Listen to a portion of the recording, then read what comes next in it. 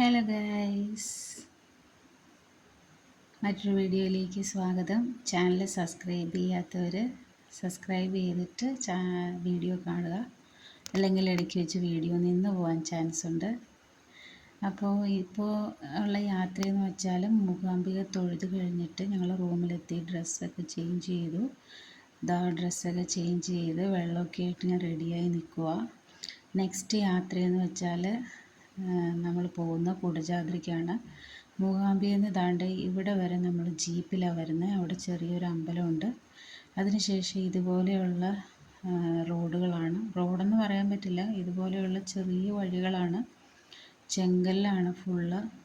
ഇതുപോലെയുള്ള വീതി കുറഞ്ഞ വഴികളാണ് കുടജാദ്രിയിലേക്കുള്ളത്. അപ്പോൾ ഇതുപോലെ വടിയൊക്കെ കുത്തി പിടിച്ചിട്ടാണ് എല്ലാവരും നടക്കുന്നത്. ഞങ്ങൾ പോയപ്പോൾ എന്ന് വെച്ചാൽ അത്യാവശ്യം നല്ല ചൂടുള്ള സമയമായിരുന്നു. പക്ഷേ ഇങ്ങനെ മുകളിലേക്ക് കയറും തോറും ചൂടൊക്കെ കുറഞ്ഞിട്ട് ചെറിയ തണുപ്പും കോടമഞ്ഞൊക്കെ നമുക്ക് കാണാൻ പറ്റും. അങ്ങനത്തെ ഒരു ക്ലൈമറ്റ് ആയിരുന്നു മല കയറുമ്പോൾ. പിന്നെ ഇടയ്ക്ക് ഇതുപോലെ ഓരോ ബോർഡൊക്കെ കാണാം, ഗവൺമെൻറ്റിൻ്റെ ഓരോ കാര്യങ്ങളൊക്കെ എഴുതി വെച്ചിരിക്കുന്നത്, ഓരോ റെസ്ട്രിക്ഷൻസൊക്കെ. അപ്പം ഞങ്ങളിങ്ങനെ ഫോട്ടോസും വീഡിയോസൊക്കെ എടുത്ത് പതുക്കെ പതുക്കെ പോയി. നമുക്ക് ഒറ്റ സ്ട്രെച്ച് കയറാൻ പറ്റില്ല, കാലും കൈയൊക്കെ വേദനിക്കും. പിന്നെ മൂകാംബിക എന്ന ജീപ്പ് കയറിയിട്ടാണ് നമ്മൾ ഈ കുടജാദ്രിയുടെ പകുതി വരെ എത്തുന്നത്.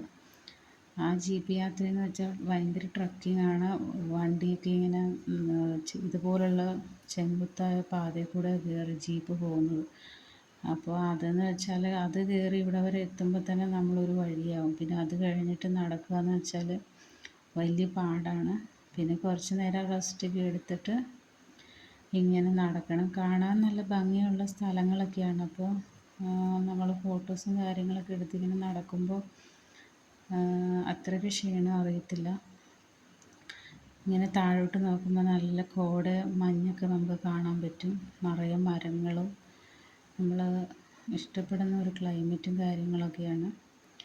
അപ്പം ഞങ്ങളിടയ്ക്ക് കുറേ റെസ്റ്റും കാര്യങ്ങളൊക്കെ എടുത്തു. കുറേ ഫോട്ടോസും വീഡിയോസും ഒക്കെ എടുത്ത് ഇങ്ങനെ നടന്നു. പിന്നെ നമ്മൾ അങ്ങോട്ട് പോകുമ്പോൾ കുറേ പേര് ഇറങ്ങി വരുന്നത് കാണാം. അപ്പോൾ അവരോട് എത്താറായോ എന്നൊക്കെ ചോദിച്ച് ഇങ്ങനെ നടക്കുന്നത്. ചില സ്ഥലത്തേക്ക് ഇങ്ങനത്തെ വഴികൾ പോലും ഇല്ല, ചെറിയൊരിത് മാത്രമേ ഉള്ളൂ. അതിൻ്റെ തൊട്ട് താഴെ തന്നെ ദാണ്ട് കാടാണ്, നിറയെ കോടമഞ്ഞും ഇങ്ങനെ മരങ്ങളും ഒക്കെ കാണാം. അവസാനം നമ്മൾ ദാണ്ട് എത്തി. ഇതാണ് കുടജാദ്രി ശ്രീ ശങ്കരാചാര്യരുടെ അമ്പലം. അപ്പോൾ അവിടെ എത്തിക്കഴിയുമ്പോൾ നമ്മൾ നടന്ന ക്ഷീണവും കാര്യങ്ങളൊക്കെ നമ്മൾ മറന്നു പോവും.